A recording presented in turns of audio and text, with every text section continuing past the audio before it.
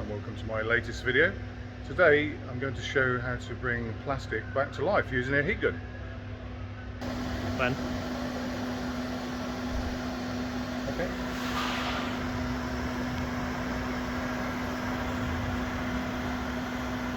Just let it heat up a little bit.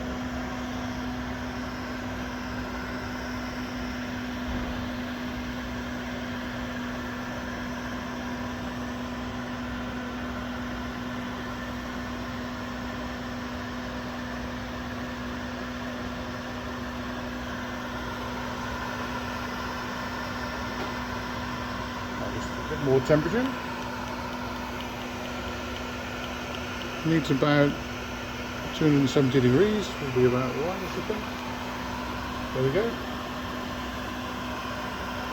This just brings the natural colour back into the plastic.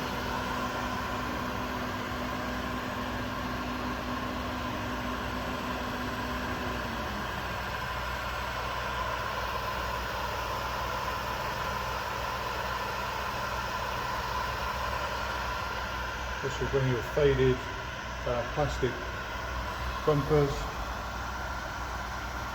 wings, etc. back to life.